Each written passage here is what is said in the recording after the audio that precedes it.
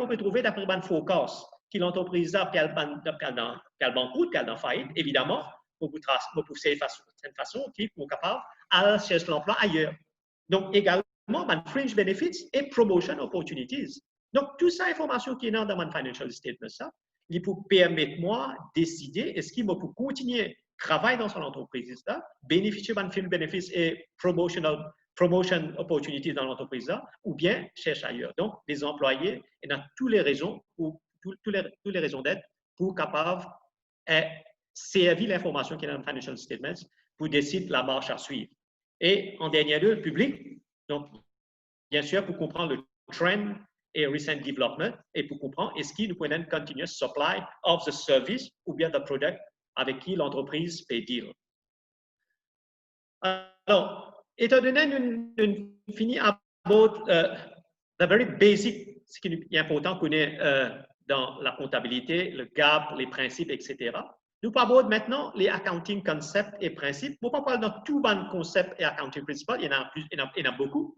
Nous pouvons get des concepts et des principes essentiels qui nous besoin comprendre, du moins pour quelqu'un qui parle des de l'entreprise dans quelques temps. Donc, c'est très important, nous comprenons ce concept-là et nous comprenons ce principe-là. Donc, il y a bien sûr une quantité de principes et concepts qui sont attachés avec la comptabilité, nous préparons un financial statement, mais là, nous pouvons get the main ones. Alors, nous avons the generally accepted principles, on pourrait venir là. Alors, qui sont les basic accounting concepts qui nous sont là? Donc, la liste est longue, mais bien sûr, nous ne parlons pas dans tout ça là, nous parlons de the more important ones.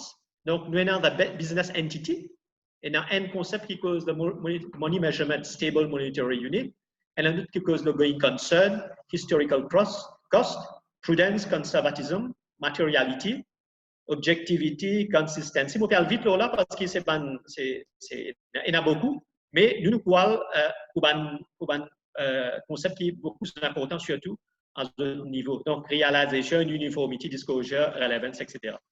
Alors, nous avons le premier concept qui nous pensait est très important, et ça, on met le premier à justice parce qu'il est extrêmement pertinent pour un petit entrepreneur qui peut démarrer.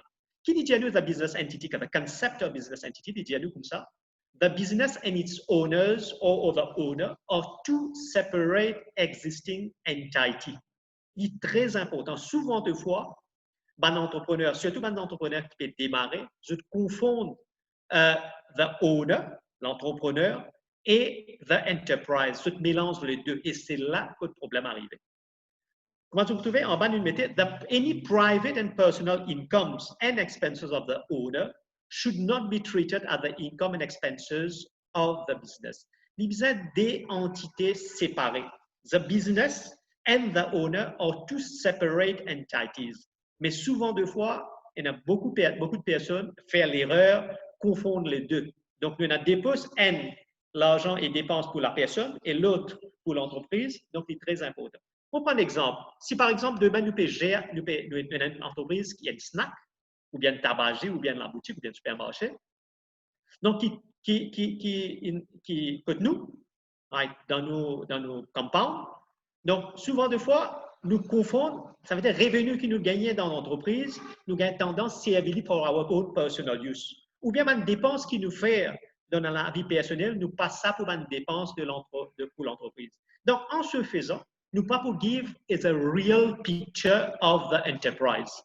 C'est quelqu'un, par exemple, si moi, un snack, un camarade vient avec moi, ou bien une famille vient promener avec moi. Donc, moi, je dis, rentre dans le snack, manger, OK, t'es vous payer. Donc, et ça se passe comme ça. Donc, nous mélangeons le business et la vie personnelle de l'entrepreneur. Et là, nous pouvons préparer un financial statement, nous pouvons trouver qu'il y a une dépense qui nous fait, qui nous pas pour mettre là-dedans, ou bien un revenu qui nous gagne, qui n'est pas destiné à l'entreprise, à la personne, donc nous pouvons prendre ça en considération.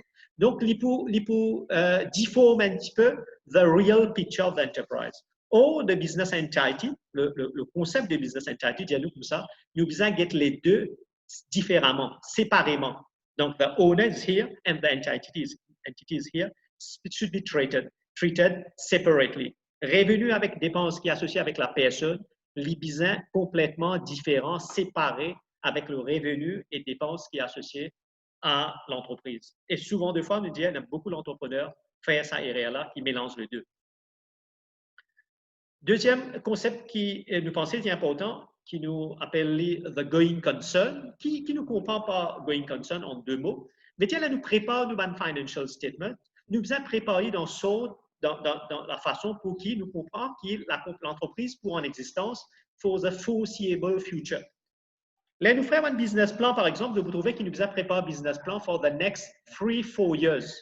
Qui fait à nous faire ça? Pour nous connaître la tendance, pour nous suivre le progrès de l'entreprise.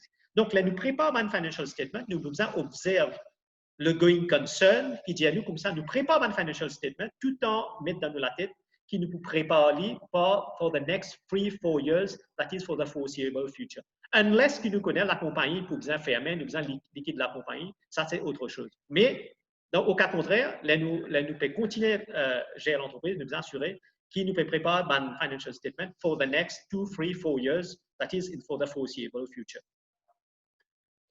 Autre concept qui est important, donc c'est the prudence et puis the conservatism concept. Là aussi, il est très important. Comprend que the revenue and profit, tout le revenu, tout le profit qui nous a, c'est pas ne pas prendre comme profit quand nous gagnons l'argent là. Right? Par exemple, sales on credit sales, c'est déjà revenu même si nous pas tous l'argent là. Comment explique-nous là-dedans? Only realize profit with reasonable certainty or recognize for the profit and loss account. Par contre, pour une dépense, même dépense, nous ne pouvons pas faire, nous besoin take into account. Donc, ça, c'est prudence. Objectivity, là, c'est complet l'absence de subjectivity. Ça ne faudrait pas qu'il nous prépare une account qui est dans ce qu'on appelle l'objectivité. Il faudrait nous besoin bias free. Il faudrait nous capables, quelqu'un qui a envie de vérifier nos financial statements, il est capable de vérifier en toute aucun bias qui est associé. C'est ça que m'en veut comprendre. Il ne faudrait pas qu'il me mette mon subjectivity là-dedans. Il faudrait là, mon présent account, il est bien capable de dire qu'il n'importe qui est capable de vérifier l'account là, il peut gagner même information avec ça. Il ne faudrait pas nous mettre nos personal feelings, nos personal input dans nous préparer un account. Donc, l'exemple not biased and can be verified by any person. Pour ce faire, donc, toute une dépense, par exemple, il est besoin back par un invoice. Il est besoin back par un reçu. Dis-moi, un auditeur, par exemple, envie de vérifier nos comptes, il peut trouver électricité, toute une dépense, salaire, etc. Là, il vérifie cette dépense-là, en même temps, il a besoin d'un backup, côté dans un invoice, donc il y a un counter-check. Est-ce qu'il y a l'entrée qui nous est dans, par exemple, dans une dépense, est-ce qu'il y a un invoice qui est capable, donc, qui est capable de vérifier, contre-vérifier pour montrer que c'est l'entrée qui nous est dans pour dépense là, pour un item dépense, c'est effectivement c'est ça. Donc, in short, tout une dépense, tout un revenu, besoin d'un backup, un document, besoin d'un invoice, besoin d'un receipt, besoin d'un contract pour qu'il nous capable de vérifier. Un auditeur, ce travail, c'est ça, c'est vérifier est-ce qu'il ça va l'entrée qui nous est dans un financial statement, est-ce qu'il est correct ou pas, c'est ça va invoice, ça, c'est ça va contract, ça, c'est ça va receipt qui peut permettre lui, donc verify and counter-verify si c'est bien ou pas. On va un petit peu plus vite. Donc, accrual matching concept, ça aussi, il est important dans le sens qu'il ne faudrait pas nous dire qu'il a nous recevoir cash, c'est ça qui est revenu. Revenu veut dire credit sales également cash sales. Donc, là, nous recevoir l'argent, ou bien nous avons promise to pay. Par exemple, nous vendons avec un qui dit comme ça, il faut payer nous dans le prochain avenir, c'est revenu, même si nous ne pas encore recevoir l'argent. Donc, ça, ce concept-là est très important. Nous ne pas considérer revenu seulement les nous recevoir l'argent. Même credit sales, c'est revenu. Même si nous ne pas encore recevoir l'argent là, c'est déjà revenu. Par contre, pour dépenses, également pareil, ce n'est pas ce qui nous paye en termes de cash que c'est une dépense. Nous sommes capables, et un supplier, nous doit aller, nous buy on credit, c'est également une dépense et c'est ça qui nous prend en considération. Donc, in short, nous devons prendre en considération pas seulement les cash transactions, là nous deal avec financial statement, surtout par exemple l'income statement. Indépendamment si nous recevons l'argent ou bien nous payons l'argent, nous sommes capables de recorder as a revenue ou bien as an expense, even credit transactions. Donc, si nous vendons en credit ou bien nous achetons en crédit, c'est une dépense, c'est un revenu qui nous prend en considération, not only cash. OK, bien sûr, la différence entre revenu et avec dépense, pour déterminer nous net income qui nous donne l'occasion d'être dans le income statement tout à l'heure. Consistency, le mot indique nous sommes consistent dans la façon de faire. Donc, si nous pouvons servir N méthodes de comptable, par exemple, nous pouvons get la dépréciation, par exemple, si nous pouvons servir N méthodes de dépréciation, par exemple, si nous pouvons servir la straight line method of depreciation, dans N l'année X, il faudrait qu'ils nous maintiennent le même méthode, le même façon de calculer de dépréciation l'année après. Nous sommes capables de changer si nous pensons que sa méthode qui nous peut changer là, il ne peut pas reflect the true and fair value. Mais seulement si c'est une méthode qui nous peut servir maintenant, vous pensez qu'il est très important, garde sa consistency là, pour qu'il nous dire, là nous comparer, il est easy to compare. Alors, c'est ça un peu les principes, les concepts qui m'ont pensé l'important qui nous connaît. Je vais vous montrer la liste, elle est là. Il y en a plusieurs. And the list is not exhaustive. Il y en a plusieurs concepts qui nous ont observés. Nous get the main ones.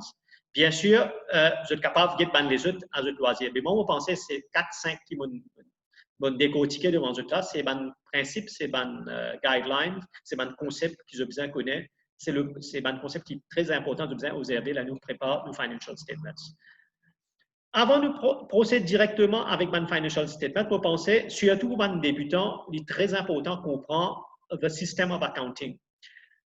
Peut-être je peux apprécier que nous pas dans le very basic de comptabilité parce qu'il n'est pas évident de faire tout ça là. Nous pas de cause, par exemple, accounting transactions, nous pas de cause trial balance, nous pas de cause journal.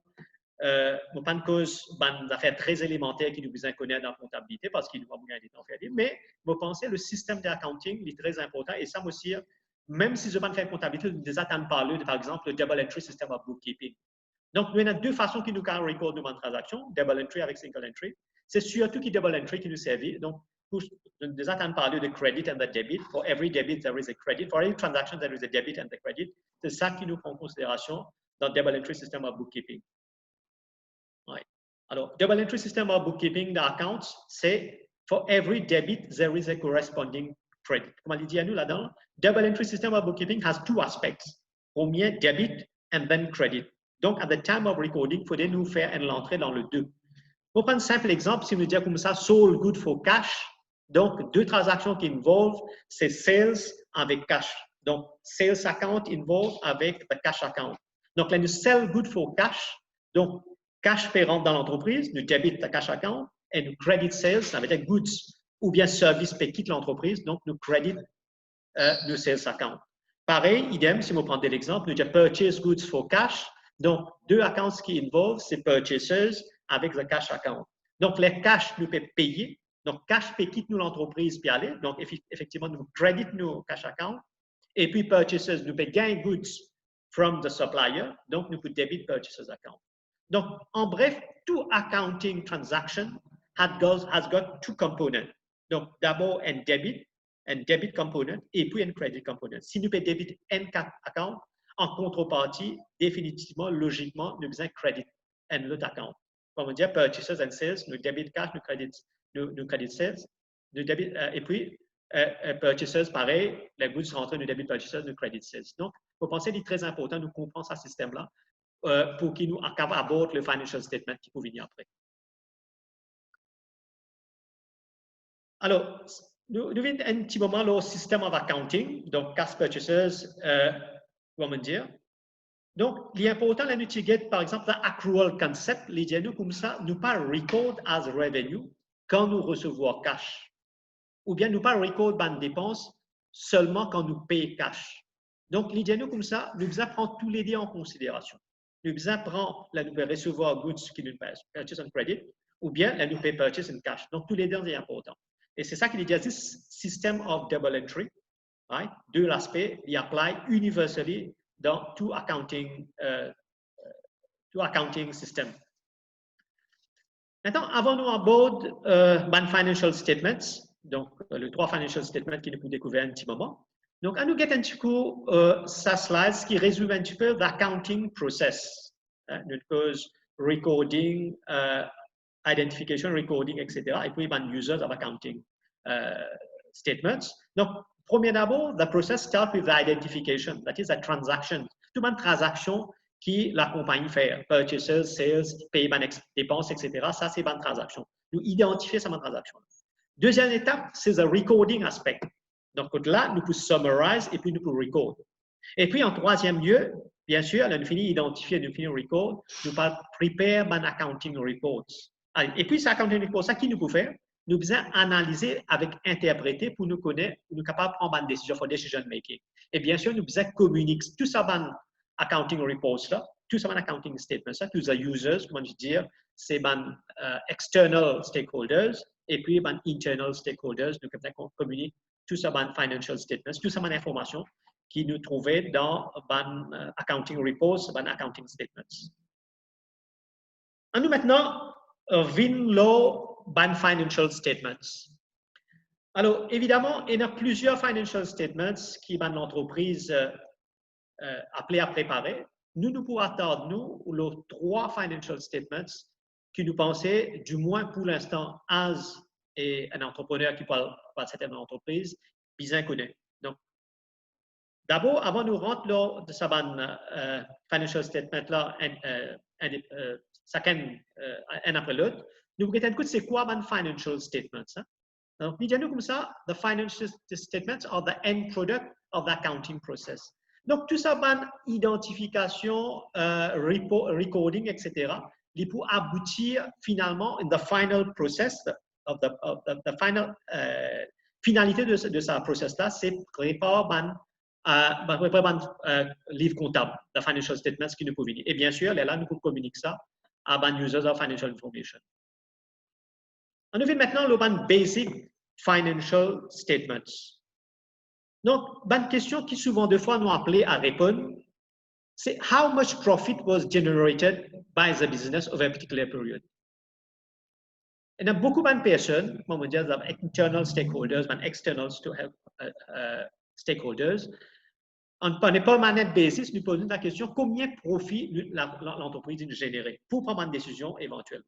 Donc, ça détail de combien de profit, combien de dépenses, etc., nous pouvons gagner dans le premier financial statement qui nous appelle the profit and loss account ou bien qui nous appelle maintenant the income statement. La deuxième information qui personne, stakeholders pour aider, c'est what are the assets and liabilities of the business at the end of the period. Donc, qui ban assets, qui ban liabilities, qui ban actifs, qui ban passifs, qui ban l'entreprise et non. Et ça, tout ça, cette information-là, nous pouvons gagner dans the balance sheet ou bien nous appelle statement of financial position. Et puis, le troisième, qui est très important, c'est what were the sources and uses of cash. C'est là que nous pouvons découvrir la liquidité de l'entreprise. C'est là que nous pouvons get the cash flow. Ça veut dire que nous pouvons get the cash inflow et puis nous pouvons get the cash outflow. Et ça, nous pouvons gagner dans le troisième financial statement qui nous appelle le cash flow statement. Donc, en bref, nous avons 3 financial statements qui nous pouvons attendre, nous, qui est très important, un entrepreneur connaît et préparé pour son entreprise. C'est d'abord the profit and loss account. Est-ce que l'entreprise là, il fait un profit ou bien il fait une perte? S'il fait un profit, qui l'envergure le profit, qui l'envergure la perte? Deuxième, c'est la balance sheet pour connaître du coup the assets, le patrimoine de l'entreprise et comment l'entreprise financière, the assets and the liabilities. Et troisième, c'est le cash flow statement que nous pouvons connaître the cash inflow, qui ban élément apporte l'argent dans l'entreprise et qui ban élément qui nous besoin payer en termes de cash. Donc, nous parlons un petit peu plus en détail, là, nous aborder tout ça, ces 3 financial statements-là, dans le slide qui peut suivre. Avant de venir le profit and loss account, je pense qu'il est important parce qu'il me connaît, je gagne un business plan que le ministère envoie qui est en français. Et je peux appeler, bien sûr, certaines qui ont envie de faire le business plan et participent dans le concours que M. Baldwin disait précédemment. De vous trouver que ce business plan-là, c'est en français. Que ce soit en anglais ou bien en français ou bien n'importe quelle langue, le principe de comptabilité, vous autres, reste le même. Même s'il y a en anglais, même si on me connaît que la majorité des personnes, enregistrement de jeunes, mais personnes dans Maurice, je fais la comptabilité en anglais parce qu'il fait lire en anglais à Maurice ou bien à l'université. Il y en a très peu qui nous fait lire en français, mais pour le besoin de sa business plan-là, vous pouvez également dire l'équivalent de ce concept-là en français pour qui, demain, là, je peux dire sa business plan-là en français, je parle PED, je te retrouve ça parce que, on va dire, le principe reste le même. Le concept, le principe reste le même, même si le nom du concept est différent, le nom de l'account est différent, mais le principe reste le même.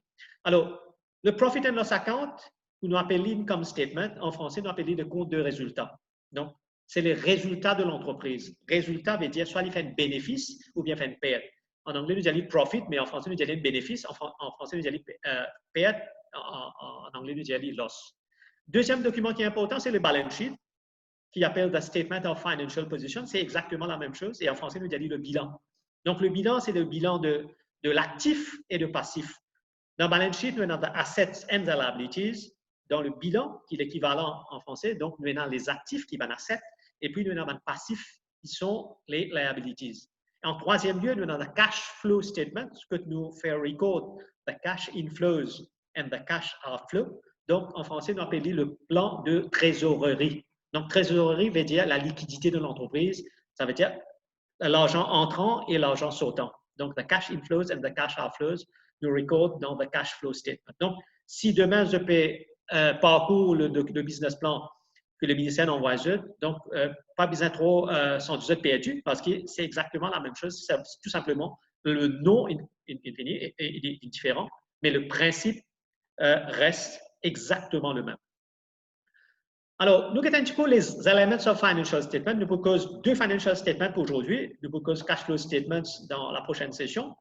Donc, premier financial statement, c'est nous à côté droit d'abord, the financial performance, qui cause la financial performance, qui prépare pour get la performance financière de l'entreprise. Et ça statement, ça financial statement, là, nous appelons le income statement. Donc, qui nous est là-dedans? Nous avons un résumé de mon income, de mon revenu qui nous gagne, et un résumé de mon dépense qui nous gagne. Donc, bien sûr, la différence entre income et expenses, soit les points de profit ou bien soit les points de loss. Donc, ça, financial statement que nous appelle the income statement is here to find, it's prepared to find, to know the financial performance of the enterprise. De l'autre côté, côté gauche, nous trouvons un autre financial statement qui nous prépare pour nous comme the financial position. Et ça, c'est ce statement of financial position pour nous comme the assets, liabilities and equity. Equity, c'est the capital of the enterprise. Donc, là, nous analyse nos bilans ou bien the balance sheet, nous trouvons les assets, les liabilities et puis l'equity. Qui était assets, qui était liabilities, qui était equity? Nous avons l'occasion de découvrir dans les next slides. De même que qui est un élément de income maintenant, qui est un élément de dépense qui rentre en jeu, nous pouvons lancer une entreprise. Alors, income statements, le premier élément qui est important pour l'aspect financier dans la comptabilité pour une entreprise, c'est the income statement. Comme on dit, il y a un income avec mon expenses. Le but, c'est de trouver the financial performance of the enterprise. Alors, qui nous besoin comprendre là-dedans? Nous besoin understand the main elements of income, qui est un élément income, qui est income qui nous donne dans l'entreprise. Nous besoin interpret a simple income statement. Et puis, nous besoin use income statement for decision making, comme nous dit précédemment. Alors, qui fait le income statement est important. Donc, premier, c'est surtout dans une compagnie, mais il est également vrai pour n'importe quel type de l'entreprise. Il allow shareholders, stakeholders and owners to see the performance of the business. That is a return on investment. Ben, revenu qui nous gagne, nous retient une dépense, nous pouvons le profit. Right? Et ce profit-là, il est important pour prendre une décision dans l'entreprise. Deuxième, il aide-nous pour identifier est-ce que l'entreprise gagne un profit et s'il gagne un profit, est-ce que the profit is sustainable? Il n'est pas seulement important, par exemple, nous commençons une entreprise et qui nous dit qu'il nous peut gagner un profit cette année-là, nous happy with it, nous dire OK. Nous besoin ensure que sa profitabilité-là, elle dure dans le temps. Il besoin sustainable. Normalement, là, nous commençons une entreprise, un débutant, un qui a une fait demande d'entreprise, vous êtes d'accord avec moi, qu'il y a beaucoup d'investissements à faire. Souvent de fois, the return on investment, dans la première année, il n'est pas nécessairement nous gagne tout return on investment. Et dans beaucoup d'entreprises commencées, si l'entreprise, grande entreprise, elle a commencé, mais les premiers mois, les premières années sont des mois extrêmement difficiles parce que nous investissons, mais le return on the investment, nous pas gagné tout de suite. Donc, souvent de fois, je peux trouver un business plan, je peux trouver un financial statement pour une personne qui fait aventureuse dans l'entrepreneuriat, je peux trouver qu'il peut, at the end of the day, il peut terminer avec un loss. au lieu de gain profit and loss. C'est pas grave à ce stade du début de l'entreprise. Parce qu'il faut me dire, là, nous investir, c'est pas nécessairement nous gagner le retour sur l'investissement tout de suite. Donc, bien sûr, nous ne sommes pas capables de dire que the loss should continue. Nous gagnons loss commencement parce que nous investissons beaucoup. Définitivement, avec le temps, avec le développement de l'entreprise, avec le part du marché qui nous peut gagner, avec le développement de produits, avec nous peut fidéliser nos clients. Donc, bien sûr, nous, la vente peut augmenter. Le produit ou le service peut connu dans le public. Nous pouvons fidéliser, nous pouvons customers qui sont fidèles avec le produit ou le service. Donc, bien sûr, là, nous pouvons montrer mon profit. Mais seulement, il est très important dans mon premier mois, dans mes premières années. Donc, bien sûr, les papous évidents génèrent un profit extraordinaire ou bien même une possibilité de générer un loss, une perte, dans le but qui ça peut améliorer après. Il est également important, income statement, pour nous capables d'amener l'élément de comparaison, qui est très important. L'élément de comparaison avec l'entreprise même, mais dans le temps, on compare le profit que l'entreprise fait en 2019 avec le profit qu'il peut faire en 2020. Donc, là, nous get le financial income statement, nous allons comparer. Mais il est également important qu'on compare le income statement de nos compétiteurs pour nous avec nos compétiteurs, pour nous connaître, est-ce que nous dans la bonne voie. Donc, comparaison se fait dans le temps et avec différents types de l'entreprise, mais dans même l'industrie, dans le même domaine. Right? Ça, c'est très important. Pour nous capables éventuellement prendre une décision, est-ce que we are on the right track? Est-ce qu'il nous besoin changer? Est-ce qu'il nous besoin améliorer? Nous besoin prendre une policy decision? Est-ce qu'il nous besoin rectifier le tir pour nous capables rendre l'entreprise plus profitable? Il est également important pour allow the providers of finance pour décider est-ce qu'il y a suffisamment de profit pour être capable prêter nous l'argent, pour être capable décaisser un loan. Donc, il est très important pour nous connaître. Et bien sûr, il est important pour le directeur, pour le management, pour connaître est-ce qu'il est dans la bonne voie, est-ce qu'il est capable de continuer investir dans l'entreprise. On nous maintenant vient directement avec what is the income statement. Donc, income statement, comment dire, nous faire le but ultime étant to get the performance of the enterprise. Qui veut dire performance of the enterprise? To know whether the enterprise is making a profit or a loss. C'est à travers l'income statement qui nous compte ça. Right? Alors, profit or loss, soit profit, soit loss, comment nous gagner ces revenus, retire dépenses. Aussi simple que ça. Tout bon revenu qui nous gagne, nous retire tout bon dépenses qui nous fait, donc nous gagnons profit, et ce profit-là est important pour une decision making. OK? Donc, en détail, ce qui nous peut contenir dans income statement, it displays the company's revenue, the gross profit, the cost, the gross profit, the selling and administrative expenses, et tout les dépenses qui nous fait pour nous capables de permettre nous donc vendre le produit ou bien vendre le service. Donc, il faut dire qui nous prend en considération tout ça dépense là et tout ça revenu là pour effectivement gagner true and fair view of the income statement. Alors voilà, c'est income statement, nous avons revenu, nous avons dépenses et nous avons profit.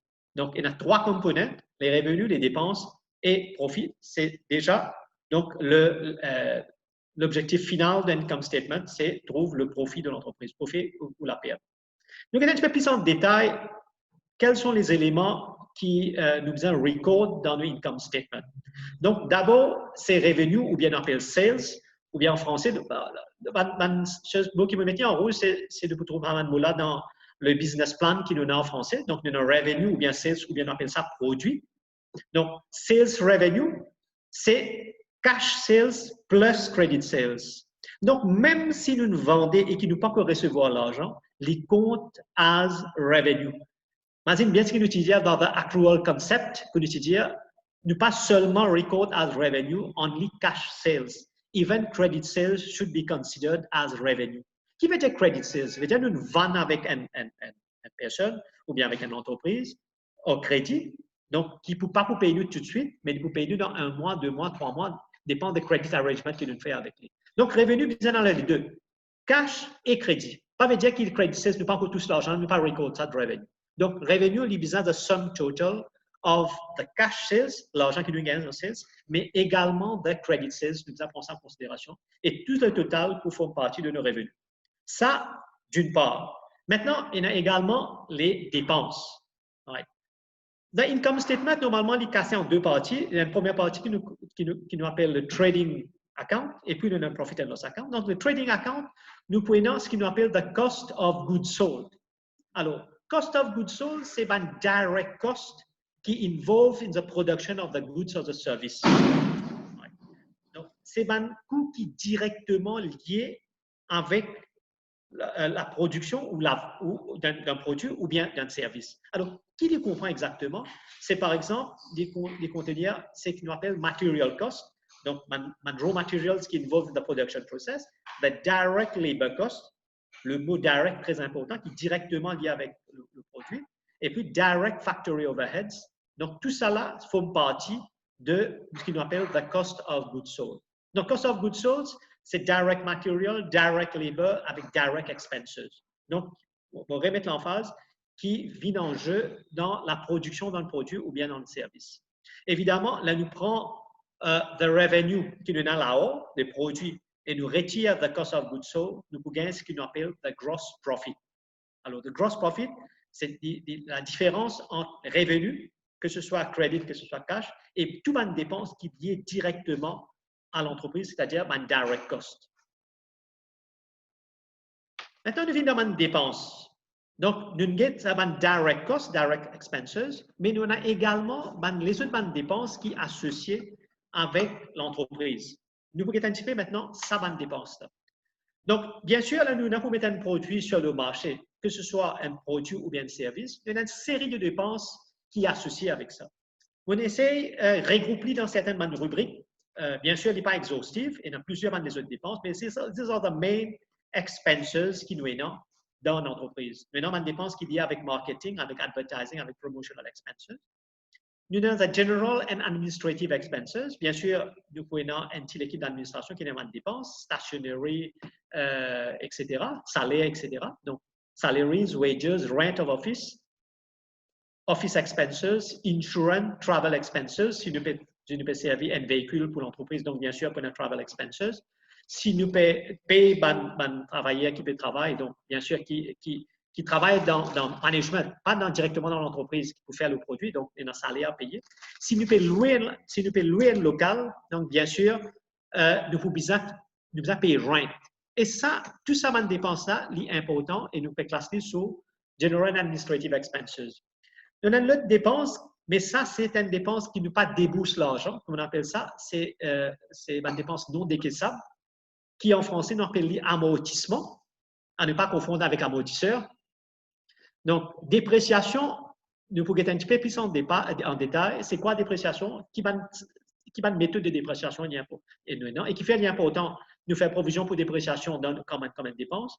L'intérêt que nous payons. Donc, si nous prenons de l'eau, évidemment, nous devons payer l'intérêt. Nous avons plusieurs les autres dépenses, nous appelons autres charges qui nous prennent en considération nous faire une income statement. Donc, là, nous prenons le gross profit que nous gagnons dans le trading account qui nous était précédemment.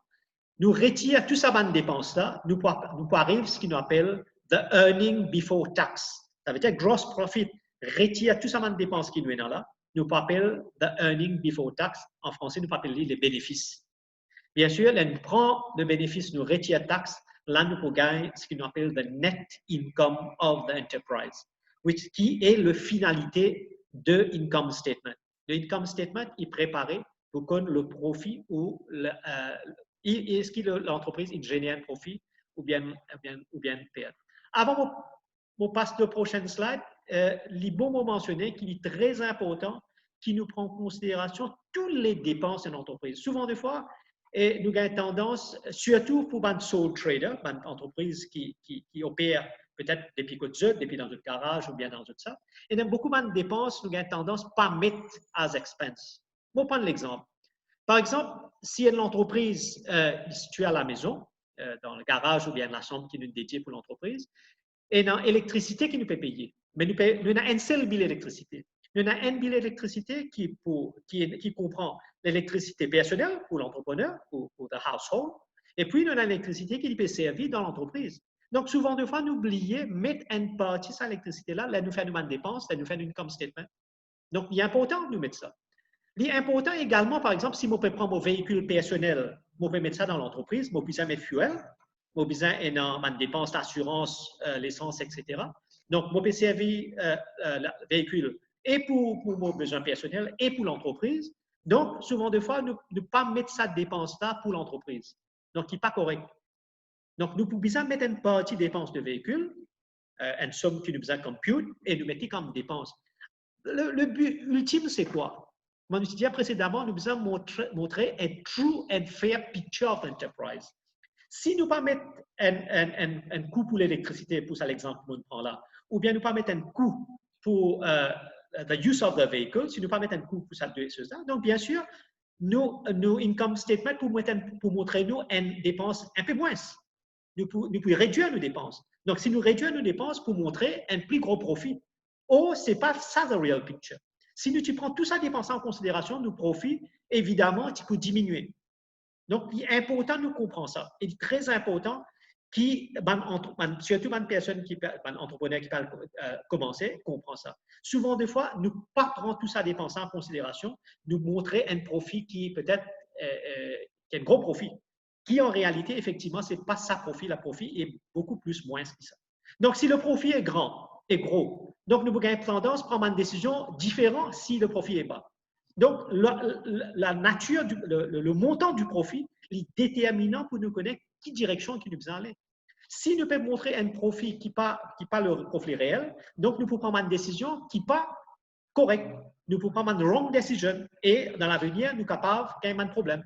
Donc, il est très important de prendre en considération toutes les dépenses qui associées, nous pouvons produire nos produits ou bien les services. Toutes les dépenses rentrent dans l'income statement. Pareil, tous les revenus rentrent dans l'income statement pour nous gagner a clear picture, a clear, true and fair picture of the income, of the profit that is generated by the enterprise. Donc, c'est très important. Alors, c'est ça l'essentiel. Maintenant, nous regardons un petit coup dans le pratique comment ça passe. Donc, pour mettre les choses simples, nous disons tout ce qui nous achetait, right? Et puis tout ce qui nous vendait, c'est ça l'income statement. La différence entre l'achat et la vente qui constituait le profit. Right? Donc, if you make more money than you pay, you get a profit. Donc, si nous avons plus d'argent qui rentrait, nous avons plus de revenus qui nous fait dépenser, évidemment, nous pouvons gagner un profit. Mais par contre, si nous pouvons payer plus et l'argent est revenu moins, donc les dépenses sont plus que les revenus, évidemment, nous pouvons gagner une perte. Nous regardons un petit peu au concret maintenant comment ça se passe en prenant l'exemple d'une petite entreprise. Donc, cette petite entreprise-là, il peut faire la vente. On me dit, bien important, la vente, ce n'est pas seulement la vente à cash, les deux. Donc, sales credit avec cash, credit sales avec cash sales, les deux confondus, lui fait un montant revenu de 35 000. Right? Il y a ce qu'on appelle opening stock. Il y a dans l'entrepôt, dans ce petit godam, il y a raw materials pour 1000 roupies ou 1000 $ ou bien 1000 euros, peu importe. Donc, il y a une la vente de 35 000. Il y a déjà dans ce stock 1000, right? Valeur de raw materials qu'il y a. Il y a qui n'a acheté. Le montant qu'il a acheté, ça veut dire raw materials qu'il a acheté, c'est 12 000. Right? Et puis, à la fin de l'année, il y a un closing stock de 2000. Right? On fait un petit résumé pour rappeler qui m'a dépense qu'il y a. Donc, nous avons la vente de 35 000, nous avons un opening stock de 1000, nous avons acheté pour 12 000 et nous avons un closing stock de 2000. Donc, 4 chiffres qui nous est, non? Donc, closing stock, c'est quoi? C'est valeur de marchandises ou de raw materials qui restent dans le store, qui est unsold. Alors, comment nous trouvons le profit? Donc, ce qu'il nous besoin faire pour trouver les cost of goods sold, right? Cost of goods sold, nous pouvons prendre l'opening stock, si nous rappelons bien, c'était 2000. Nous pouvons ajouter purchases qui est 12 000. Nous pouvons retirer closing stock qui est 2000. Donc, nous arrivons à un chiffre qui nous appelle the cost of goods sold. Ouais. Le cost of goods sold, c'est ça. Donc, opening stock 1000, purchases 12 000, closing stock 2000. Là, nous faisons opening stock, nous add purchases, nous retirons closing stock, nous gagnons un chiffre de 11 000 pour cost of goods sold. C'est trading account qui nous peut causer la première partie de l'income statement. Maintenant, pour nous arriver nos cost profit, the figure of gross profit, bien sûr, nous avons en revenu, qui nous disait au départ, c'est 35 000. nous retire le cost of goods sold qui est 11 000, comment nous calculer 1 000 plus 12 000 retire 10 000. Donc, 35 000 retire 11 000, nous gagnons un chiffre de 24 000 qui représente the gross profit.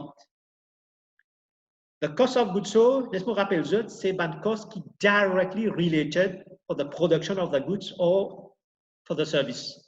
Donc, ça, c'est un coût direct. Et dans beaucoup les autres dépenses, nous ne pouvons pas prendre en considération à ce stade parce qu'il nous fait cause de revenue et un direct cost.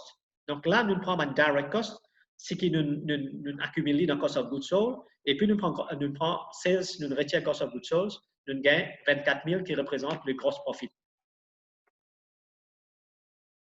Right. C'est ça que nous faisons. Donc, nous faisons opening stock, nous replace purchases, retire closing stock, il y a cost of goods sold. Nous prenons sales revenue, nous retirons cost of goods sold, nous gagnons le gross profit. Maintenant, est-ce qu'il est capable de dire le gross profit qui nous gagne de 24 000, quand la personne dit correct, I'm rich, the enterprise is profitable, I can spend the money. Ce n'est pas ça du tout, parce qu'il y en a beaucoup de dépenses, de indirect expenses, de overheads, ce que nous appelons, qui nous pas encore prendre en considération, qui est également important pour l'entreprise. Alors, nous devons prendre en considération ces dépenses-là. À ce stade de gross profit, nous prenons 6 direct cost. Maintenant, nous parlons de indirect cost qui involve dans la production du produit, dans la manufacture du produit and for the service. Donc, énormément les autres dépenses qui nous devons prendre en considération. Alors, qui c'est ces dépenses-là? C'est un extra cost that you have to pay for things that help you to operate as a business. Qui c'est ces dépenses-là? Alors, nous vous get tout ça ces dépenses-là, c'est par exemple pour staff wages, the rent for the warehouse, stationery qui nous a payé, the interest you have to pay. Là-haut, nous avons certaines dépenses, mais il y en a beaucoup plus que ça. Donc, nous devons prendre tout ça dépenses en considération pour finalement arriver à the net profit. Alors, we have to take into account tout ça dépenses-là pour arriver à ce qu'on appelle the operating profit. Alors, comment l'operating profit est différent de gross profit? Rappelle bien que dans le gross profit, nous ne prenons pas toutes les dépenses. Nous prenons seulement les direct costs qui involvent for the enterprise. The total expense, c'est toute une dépense qui vient en jeu, qui nous besoin prendre en considération pour qu'il nous besoin retirer depuis le gross profit pour nous arriver ultimately the operating profit. Le gross profit est différent de operating profit parce que le gross profit ne prend pas en considération all the expenses, tandis que là, nous calculons l'operating profit, nous prenons en considération toutes les dépenses. Donc, ce n'est pas évident de suivre comme ça, suivre tout ça, concept, tout ça calcul-là. Là, le Zoom, c'est beaucoup plus facile pour faire les face-to-face. Je suis capable d'expliquer, mais moi, je pense que je ne grasp l'essence de ce qu'il m'a envie de dire. Donc, pour résumer le tout, donc, dans l'entreprise, nous avons revenu, mais c'est moi, je qui est important, ne pas considérer seulement le cash qui est rentré, nous devons considérer également le crédit. The credit sales also form part of the revenue. Donc, total revenue, c'est credit sales plus cash sales. Pour nous arriver le gross profit, nous devons retirer ce qu'on appelle the cost of goods sold. Comment on arrive the cost of goods sold? C'est opening stock, add purchases, retirer closing stock, c'est cost of goods sold. C'est là qui nous appelle gross profit. Mais tiens-nous bien, ce n'est pas le profit de l'entreprise. Le profit de l'entreprise, ce qu'on appelle the operating profit, nous gagnons, là, nous tire l'élément de total expenses, qui comprend rent, qui comprend interest, qui comprend salaries, qui comprend advertising, qui comprend vehicle expenses. Et la liste est longue.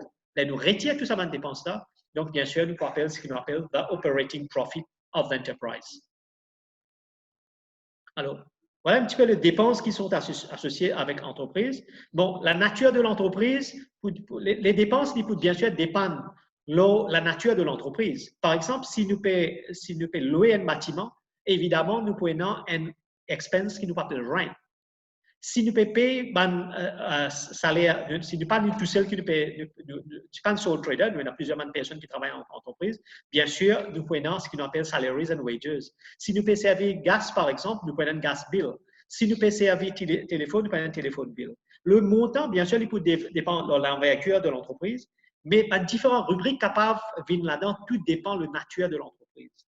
Moi, je disais précédemment, mon revenu là, parce qu'il me pensait est très important. Si, par exemple, dans le business plan qui nous peut préparer, le première partie, le non-financial part, nous dire dans sa business plan-là, bon, nous pouvons louer un local.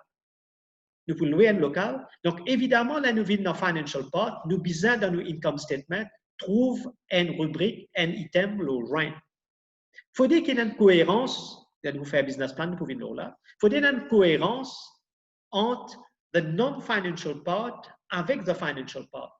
Il ne faut pas qu'il nous dise que là-bas, nous pouvons louer un bâtiment et là, nous payons rien. Il ne faut pas qu'il nous dise qu'il nous peut prendre un loan, que nous supposons payer l'intérêt, parce qu'il peut de nous un loan sans payer l'intérêt. Donc là, nous pouvons prendre un loan, nous montrer ça dans nos non-financial part. Évidemment, là, nous venons dans le financial part, nous besoin une rubrique, nous besoin un item qui dit interest on loan. Pour qui, comme on dit au départ, il faut donner une cohérence entre les deux, the financial and the non-financial part. Si demain, nous prenons un business plan, nous allons devant un financier, une institution financière qui nous paiera l'argent, s'il get le financial part, le non-financial part qui trouvait qu'il peut louer un bâtiment et qui paie un élément de rent qui est là-dedans, ou bien qui ne peut pas l'argent prêté, qui paie un élément de rent, de interest. Donc, quelque part, le financial statement est faussé. Donc, il faut nous prendre ça en considération. Toutes les dépenses, il faut qu'il y ait une cohérence entre les deux. Et c'est facile de vérifier ça. OK?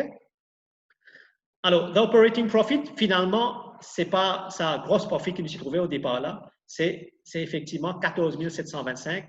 Là, nous finissons retire tout bas de dépenses. Là, nous pouvons montrer a true and fair picture of the enterprise. Là, nous finissons retire toutes les dépenses qui sont associées. Donc, évidemment, nous pouvons dans operating profit qui reflète the true picture of the enterprise. Donc, operating profit, c'est 14 725. Maintenant, nous devons payer l'intérêt, nous devons payer taxes. Donc, là, nous retirons ces deux éléments-là, nous pouvons appeler à ce qu'on appelle the profit of the enterprise, ou bien on appelle ça the net profit of the enterprise, ou bien en français, nous pouvons appeler ça le bénéfice de l'entreprise. Donc, le bénéfice de l'entreprise, ce n'est pas le gross profit que nous trouvons au départ, c'est effectivement un net profit qui est un peu plus moins ce qui est gross profit parce que nous retirons tout simplement de dépenses là. Donc, les 9 225. Oui? Alors, voilà un petit peu le income statement. Qui est un élément nous avons en considération? Qui est une dépense nous avons en considération? Quelles sont les étapes pour finalement arriver à sa rubrique qu'on appelle bénéfice ou profit qui est important pour nos stakeholders, on va dire, quand tu commences la session, pour les internal stakeholders et puis pour les external stakeholders. À nous continuer un petit peu plus devant, get un petit peu the classification of cost. Nous cause beaucoup de dépenses dans l'income statement, que ce soit rent, que ce soit advertising, wages, etc. Tout ce de cost-là, nous avons classifié en trois rubriques, trois items. D'abord, c'est un fixed cost, nous appelons ça une charge fixe. Nous avons un variable cost qui nous appelle une charge variable. Et puis, entre les deux, c'est semi-variable cost, ou bien nous pouvons appeler semi-fixed cost. Donc, il comprend un élément de fixe avec un élément de variable. Nous d'abord, nous analysons d'abord c'est quoi le variable cost. Comment le mot indique nous? The variable cost is directly related to the output. Plus nous produisons plus nos items variable cost pour augmenter. Donc, il y a une corrélation directe entre l'output avec the variable cost. Right? En contrepartie, the fixed cost, comme le mot indique nous, il reste fixe regardless of the amount of units produced. Donc, variable cost, il varie d'après l'amount of units produced, l'amount output, et puis the fixed cost, en contrepartie, il reste fixe indépendamment de l'amount of units produced. Qui est un élément de variable cost nous pouvons nous trouver là? Nous pouvons trouver par exemple the labor cost, the cost of raw material, c'est un cost qui est variable. Plus nous avons pour produire, bien sûr, nous besoin d'employer beaucoup de raw material. Nous besoin d'employer plus beaucoup de monde. Donc, ça, c'est un variable cost. Maintenant, un fixed cost, c'est un coût qui reste fixe indépendamment de number of units produced. Qui nous peut dire par un fixed cost, un exemple, c'est rent, par exemple. Si nous pouvons louer un bâtiment. Donc, c'est sûr que si, par exemple, dans janvier, nous louons un bâtiment, il coûte 10 000 roupies. Donc, définitivement, février, mars, avril, etc. At least in the short run, le coût de rent pourrait se fixer. Donc, nous pouvons continuer à payer 10 000 roupies pour rent. Idem pour l'assurance. Nous pouvons payer 5 000 roupies l'assurance en janvier. Donc, bien sûr, nous pouvons payer 5 000 assurances continuellement in the short run. Donc, ça, c'est une charge fixe. nous avons rental, nous avons insurance, nous avons interest payment. Donc, nous devons payer l'intérêt dans l'autre. C'est pas chaque mois, le montant de l'intérêt peut changer. Idem pour rent, pas pour changer. Donc, ta coût-là, il pourrait rester fixe pendant plusieurs mois, voire plusieurs années, parce qu'il n'est pas changé avec le level of output. OK? Donc, c'est très important. À ce stade, je pense qu'il est important de dire, attirer l'attention, l'un d'affaires qui est hyper important, c'est fixed cost. Si nous pas coûtez pas nous l'entreprise, les dépenses de l'entreprise, ils pas pour zéro. Explique-moi. Fais comme ça, demain, je peux louer un bâtiment pour me faire un snack. Right? Je peux louer un bâtiment, je peux un bâtiment, je peux louer un bâtiment pour me faire un snack. Donc, bien sûr, je louer en janvier. Je ne suis pas capable d'ouvrir mon snack tout de suite parce qu'il y a peut-être une amélioration que je besoin de faire. Je besoin de mettre l'équipement, je besoin de mettre furniture. Donc, il faut prendre moi un peu le temps, convertir ce bâtiment qui me prend là en un snack. Donc, on a besoin de faire des attractifs, on a besoin de changer peut-être la lumière, le déco, etc. Donc, il faut prendre un peu le temps. Donc, peut-être qu'il prend moi 1 mois, 2 mois, 3 mois. Dans ces 1 mois, 2 mois, 3 mois-là, nous pas comment ce travail. Veut dire, en termes de revenus, c'est zéro. Je ne paye aucun revenu dans mon entreprise. Mais par contre, moyennant dépenses. Vos dépenses, c'est un fixed cost. Fixed cost veut dire que je besoin de payer la lumière. Je besoin de payer rent. La personne ne peut pas donner 3 mois location gratuite. Il ne peut pas vous dire non, là, tu commences à vendre ton produit ou bien le service. C'est à ce moment-là que tu commences à payer. Non, loin de là. Il n'est pas intéressé avec ça. L'intérêt, c'est de gagner sur rent at the end of the month.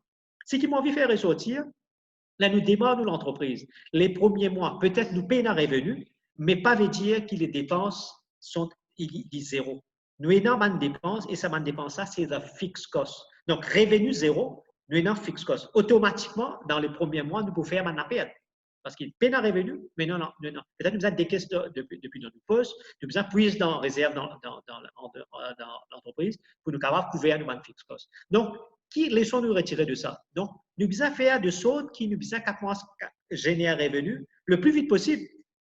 Si nous étalons sa préparation de nos bâtiments pendant 5 mois, 6 mois, 7 mois.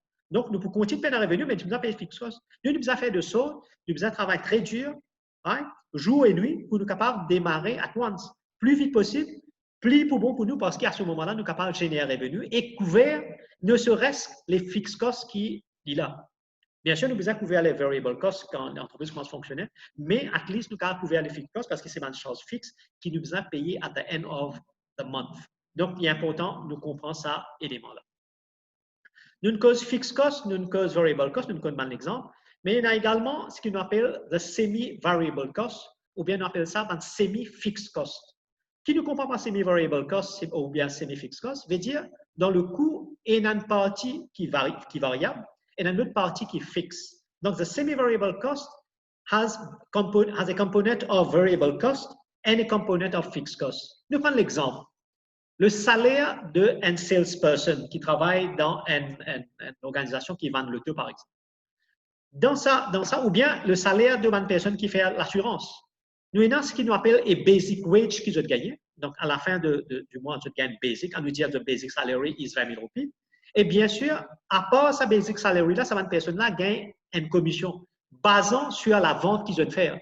Donc, si ils vendent 4 lotos, ils peuvent gagner plus. Par exemple, ils gagnent 5% ou bien 3% dans la vente de l'auto. Donc, plus ils vendent, c'est un incentive au fait que l'entreprise donne à cette personne-là pour travailler plus, pour capable mettre plus beaucoup d'efforts dans le travail, pour qu'il est capable donc sortir avec un good pay packet. Donc, le parti fixe dans sa salaire, sa salesperson, ça c'est quoi? C'est sa basic salary. Donc, tous les mois, il peut gagner sa basic salary là, mais tous les mois, il ne peut pas gagner même commission. Le commission, il dépend dans la vente. Si nous prenons l'exemple, nous prenons l'exemple le téléphone, le téléphone bill, nous avons une partie fixe avec une partie variable, même pour de l'eau, même pour la lumière. Le téléphone nous paye ce qu'on appelle un basic rental fee. Ça, il reste fixe. Mais qu'est-ce que ça pour une personne ou bien pour une entreprise? Nous avons un basic rental fee, donc il reste fixe, on nous dit 100 roupies, il reste fixe. Maintenant, plus nous consommons plus beaucoup d'unités du courant, nous devons payer plus. Là, ça, c'est l'élément variable. Donc, il y a l'élément de fixe, le rental fee, avec l'élément variable, plus nous consommons courant, plus nous devons payer. Donc, ça, c'est l'exemple de semi-variable cost, que nous avons l'élément du fixe et puis l'élément de variable dans le même coût. Ouais. Maintenant, l'analyse de ce coût-là, que ce soit fixe et variable, est important pour nous connaître. À nous maintenant, faire une petite récapitulation de c'est quoi fixed cost, variable cost dans sa slide. On va dire, the fixed cost are costs which remain fixed, indépendamment de l'output. Par contre, variable cost, il varie avec le level of output. Fixed costs are fixed till a certain level of output. Bien sûr, si nous dépassons un certain level of output, il peut changer. Après ça, on va dire que fixed costs remain fixed, du moins in the short run. OK? Mais éventuellement, là, nous peut grandir dans l'entreprise, les pots varier. Donc, la classification entre charges fixes et variables est très important quand nous pouvons cause, par exemple, the break-even point, qui nous peut faire dans la prochaine session. Alors, si nous avons présenté schématiquement dans ce graphe-là, vous trouvez un fixed at variable cost. Nous avons au bleu, c'est fixed cost. Moi, vous trouvez les fixes, les horizontales. Tandis que variable cost, vous trouvez le graphe qui monte là-haut. Donc, plus beaucoup output, plus beaucoup charges variables nous prenons. Donc, la noisette de fixed cost, donc le marron avec noisette avec le bleu, nous arrive ce qu'on appelle the total cost of enterprise. Fixe se trouvait en horizontal, tandis que variable, le graphe est monté. Plus nous servons moins, évidemment, le coût pour moins. Plus nous servons plus, évidemment, le coût pour monter. Par contre, semi-variable cost, vous trouvez, il n'est pas commencé à zéro, il commence quelque part ici, là, quand le curseur peut montrer ça, il commence là, parce que ça bout ici, là, c'est l'élément de fixed cost. Right? Si nous regardons avant, vous trouvez ça, élément de fixed cost là, c'est ça qui nous peut montrer. Là, ça, c'est l'élément de fixe, ça, c'est l'élément de variable. Donc, plus nous produisons, plus le coût variable augmente. Là, nous ajoutons le 2, ça, élément de fixe avec ça, élément de variable là. Donc, ce qu'on appelle, nous venons avec ce qu'on appelle the semi-variable cost qui comprend les deux, fixe avec variable. On vient maintenant un exemple d'un income statement. Un exemple d'un income statement pour une entreprise. Bien sûr, il n'est pas couvert tous les éléments de toute l'entreprise. Il est couvert certainement d'éléments qui sont un peu communs dans la majorité de l'entreprise. Right? Je vous trouvais, il commence par exemple the sales, qui nous appelle communément le turnover ou bien sales, ou bien en français, on appelle ça le produit. Et puis, vous trouvez, donc, nous préparons pour 2 ans. En passant, là, nous préparons nos business plans. Souvent, deux fois, vous trouvez dans le croquis qui nous envoie, le business plan, il est échelonné sur 3 ans. Right? L'année qui nous peut lancer, et puis next year, et puis 2 ans après. Ici, nous préparons business plan pour 2007 et 2008. Donc, maintenant, la vente, 300 pour 2007 et 300 000, vous trouvez livres sterling 1000, ça veut dire représente 300 000. En 2008, c'est 350 000. Right? Maintenant, dans Trading Account, nous prenons le Cost of Goods Sold, Cost of Sales, nous prenons Opening Stock, moi je suis trouvé d'aller là, 40 000, 30 000, Purchases, 120 000, 145 000, et Closing Stock, c'est 30 000, 35 000. Donc, là, nous prenons le Sales, le Turnover, nous retire le Cost of Goods Sold, le Cost of Sales, nous arrive au chiffre qui nous appelle le bénéfice, qui nous appelle le Gross Profit. Le gross profit, c'est la différence entre le sales turnover avec le cost of sales. Donc, nous arrivons à un chiffre de 170 et puis nous arrivons à un chiffre de 210. Comment vous trouvez? Et là, une légère amélioration de gross profit qui est bien. Là, nous faisons le business plan, il ne faudrait pas qu'il nous montre, parce que le business plan, c'est prévisionnel, c'est forecast.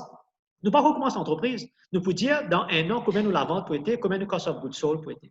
Évidemment, nous ne pouvons pas montrer un gros profit pour l'année, par exemple, 2007, c'est 170 000.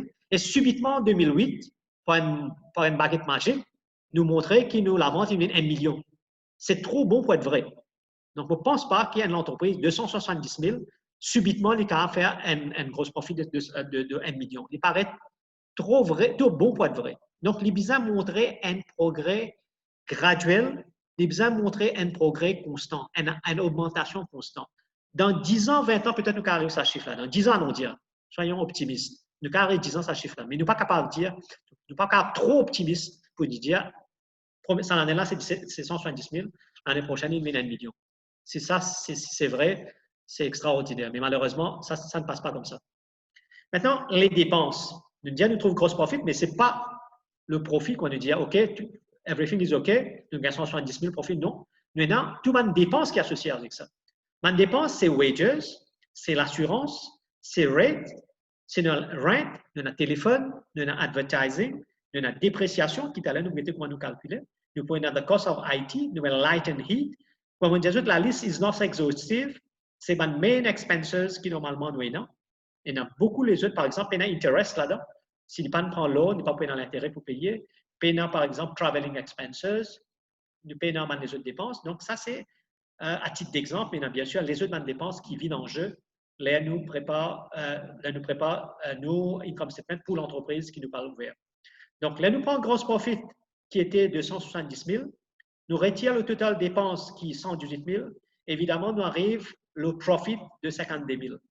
Pareil pour même chose, vous trouvez qui 210 000 retire 135 000, nous gagne 75 000. Je vous trouvez qui, par exemple, wages, ils sortent 50 000 et 55 000. Ça veut dire qu'il y a une grande augmentation. Je vous trouvez, par exemple, rent, il sort 30 000 et 35 000. Légère augmentation. Mais il n'est pas capable de 30 000 dans l'année parce que c'est surtout sur une chose fixe. Donc, il n'est pas capable. Vous trouvez rent, si vous ne pas trompez, 11. Il reste 11, donc il reste fixe. Par contre, dans les autres choses, les caractères variables, ils dépendent de l'output. Donc, une fois que nous finissons un profit, nous retirons taxe, corporation tax, c'est bonne compagnie. Là, nous pouvons analyser un income statement de compagnie. Donc, nous tirons taxe, nous tirons dividende, pour nous arrive ce qu'on appelle retained profit. Ça veut dire le profit que l'entreprise génère at the end of the day. Là, nous finissons retirer toutes les dépenses. Alors, voilà un petit peu, ça, c'est un modèle de income statement. On va dire les dépenses indicatives, ce n'est pas exhaustif. Il y en a beaucoup de autres dépenses qui sont capables de rentrer en jeu, dépend de l'envergure de l'entreprise et dépend de la nature de l'entreprise. Je vous trouvez un item de dépréciation dans nos income statement. Nous passons quand même, il y a une dépense. À nous, du coup, c'est quoi dépréciation? Pour nous comprendre, c'est quoi? Comment nous calculons la dépréciation pour que nous faire, nous, l'entreprise, nous connaît, nous avons un chiffre à mettre pour le rubrique de dépréciation. Donc, c'est quoi dépréciation, le concept? Qui fait l'objet, qui fait nous mettre un chiffre de dépréciation? Quelles sont les causes de dépréciation et comment nous calculons la méthode de dépréciation? Ouais. Et nous terminons cette session-là avec ça. Alors, dépréciation, c'est quoi? C'est le concept dit à nous, is the cost of lost usefulness or cost of diminution of service yield from a use of fixed asset. Qui veut dire en langage simple, dépréciation d'un fixed asset. Qui ne comprend pas fixed asset, qui nous peut guetter dans la prochaine session. Fixed asset, en français, nous dit ça, un patrimoine de l'entreprise. C'est par exemple the building, the machinery, the land and building. C'est ça, un fixed asset. Et je suis d'accord avec moi que la valeur de ce ban fixed asset-là, il diminue avec le temps. Right? Le coût le chiffre qu'il nous faut mettre pour building, par exemple, n'est pas qu'à 10 ans même building. Il déprécie avec le temps. Un véhicule qui nous prend dans le showroom aujourd'hui, tout de suite nous servait il déprécie, il perd de valeur. Si nous avons pour revendre un véhicule neuf qui nous fait casser, ne serait-ce le lendemain de vous trouver, nous ne va pas vendre une valeur, cette valeur pour diminuer. Parce que le moment qu'il rentre sur la route, il y a ce qu'on appelle the wear and tear. L'usage de fixed asset, donc qui dit à nous qu'il nous besoin de diminuer sa valeur, qui diminue la valeur du fixed asset. Donc, il est très important de nous faire provision pour ça as an expense dans nos income statements. Alors, dépréciation, c'est une définition, bon, pas pour les autres loisirs d'ILI, mais c'est un coût qui nous fixe asset PAT parce qu'il arising from use, arising from effection of time, obsolescence, ça veut dire qu'il pas un nouveau, par exemple, nos laptops, par exemple, si nous avons un laptop qui nous a acheté en 2010, je vous trouvez ça, un laptop là, il est démodé, il perd de valeur. Même un laptop qui nous a acheté demain, nous allons dans le showroom, nous avons un laptop, dans 1 an, 2 ans, dans 2 mois, dans 3 mois, il perd de sa valeur parce que la technologie peut improve, nous avons la latest technology, donc il perd de valeur. Donc, c'est pourquoi le fixed asset, il perd de valeur, il déprécie. C'est pourquoi il nous besoin de mettre un chiffre pour dépréciation dans nos income statement. Qui fait l'important nous mettre un chiffre dans la dépréciation, to calculate proper profits. Parce que si nous ne pas mettre une valeur dans nos income statement, nos profits nous pouvons montrer un plus gros profit. Tandis que là, nous mettons un item pour dépréciation, il faut augmenter nos coûts. Donc, qui dit augmente le coût veut dire nous diminuer le profit. Right? Donc, et puis, bien sûr, to provide for replacement of the asset. Si nous avons un moteur véhicule qui nous peut servir dans l'entreprise, si nous avons un laptop, un ordinateur qui nous peut servir, et qui dans le temps, ça ne veut pas pour ce valeur pour diminuer, donc au bout d'un certain temps, nous devons remplacer. Donc, to provide for that replacement, nous devons mettre un item de dépréciation dans l'income statement. Causes of depreciation, nous disons, c'est wear and tear, donc plus nous servir, plus fixe asset de valeur diminue. Disuse, même si nous pas servi avec le temps, de valeur diminue. Maintenance, nous devons maintain. Right? Donc, tout ça, item qui nous peut trouver, internal causes, les causes of depreciation. External causes, par exemple, les démodés, avec passage de temps, le fixe asset qui n'est pas performe comme il se doit, les véhicules ne pas performent comme il se doit, une voiture qui nous a acheté aujourd'hui ne performe plus bien, nous payons pour dépenses trop beaucoup de maintenance, nous payons pour dépenses trop beaucoup de réparation, par exemple, mais au fur et à mesure qu'il est duré dans le temps, nous besoin donc dépenser un petit peu plus, donc il peut perdre sa valeur.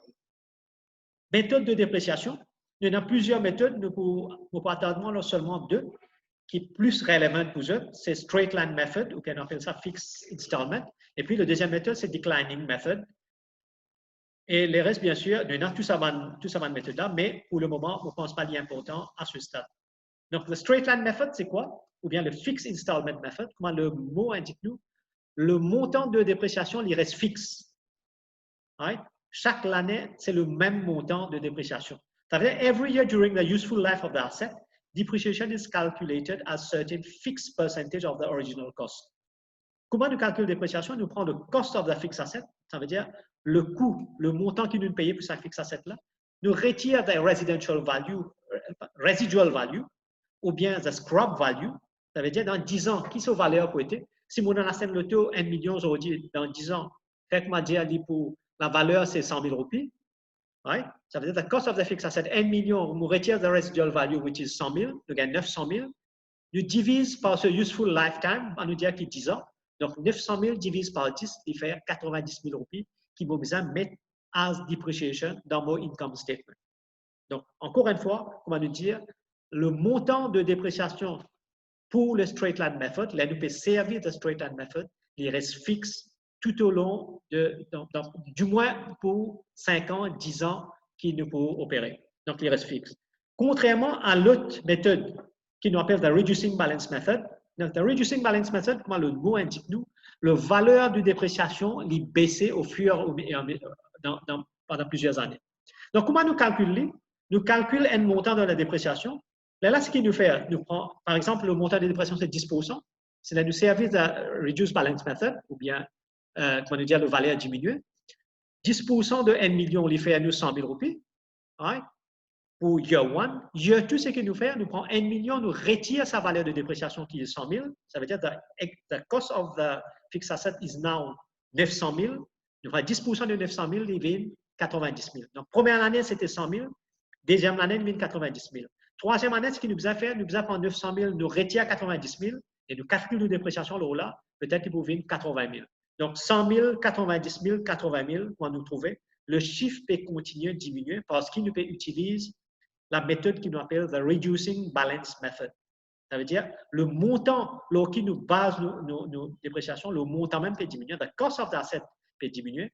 Donc, naturellement, automatiquement, le montant de dépréciation peut continuer à diminuer. Contrairement à Straight Line Method, could the figure, the amount of depreciation, il reste fixe année 1, année 2, année 3, etc., etc. Par contre, ça n'a là des continues diminuer. Peut-être nous pouvons arrêter là, parce que déjà il y a 11h30. Donc, nous pouvons aborder la partie Statement of Financial Position, et puis Cash Flow, et puis the Ratio Analysis qui nous peut guetter dans peut-être la troisième session. Donc, deuxième et troisième session, nous pouvons aborder Statement of Financial Position, après the Cash Flow, et puis Ratio Analysis. Je connais, il n'est pas évident de suivre la comptabilité comme ça, online, à travers Zoom. Passe beaucoup plus vite, beaucoup plus facilement, beaucoup plus compréhensible. Là, nous face-to-face, expliquer au tableau, pose question. Mais, comme M. Badou disait au départ, si vous avez une question, feel free, envoyez-nous. On essaie de faire le plus simple. Sorry pour pour qui déjà une comptabilité, peut-être c'est la routine. Peut-être que vous avez un peu boring parce qu'il y a des affaires avec de base qui nous des affaires. Mais mon adressement, surtout avant qui jeune, participant qui peut découvrir la comptabilité la prochaine fois, nous essayons de faire le plus simple possible. Il ne faut pas avoir trop beaucoup de concepts, ça, parce qu'il y a beaucoup de moins. Ce n'est pas évident, comme on me dit au départ, faire tout le concept de comptabilité, l'aspect comptable, l'aspect financier dans 2-3 sessions, ce n'est pas évident. Là, c'est at least un eye-opener, c'est mon premier élément qui m'a pensé est très important. Je ne vais pas demander les autres financial statements parce qu'à ce stade, je pensais est très important comme ça 3 financial statements. Un qui nous fait aujourd'hui, income statement, le 2 qui nous peut faire après. Après, bien sûr, nous pouvons faire the ratio analysis. Donc, nous pouvons aborder tout ça là dans ma prochaine session. Donc, laisse-moi terminer cette session-là. Mon objectif est d'aller qui est un food for thought pour eux, pour capable continuer à garder la motivation, donc tourne à l'autre option qui est ouverte à nous, donc devenir un entrepreneur. Donc, vous pensez c'est un message très important, très fort qui ça slide ça, vous voyez. There are no secrets to success. It is a result of preparation. Hard work, vous trouvez hard work et success en majuscule, en gros caractère. Et puis, you must learn from failure. Failure, pour non, pas tant qui comment nous démarre l'entreprise, nous pouvons générer des millions dans le jour, dans le mois, dans les années à venir. Nous sommes capables de commencer, nous pouvons trouver qu'il nous peut faire, nous pouvons commencer avec un loss, mais graduellement, ça peut augmenter. Donc, continue, persévérer, continue the hard work, the success will be at the end of the road. Et puis, dream big, et en passant, ça ne coûte rien de rêver, donc rêve grand. Start small, commence en petite envergure, mais ce qui est extrêmement important, il ne faut pas nous rester tout le temps avec nos business ideas. Start at once, nous business commencer. Nous ne sommes pas capables de dire comme ça, nous restons avec nos business ideas éternellement. Il faut dire, au bout d'un certain temps, nous dire, OK, nous passons à l'action et nous start l'enterprise. Voilà, ici, ça achève sa session de comptabilité là.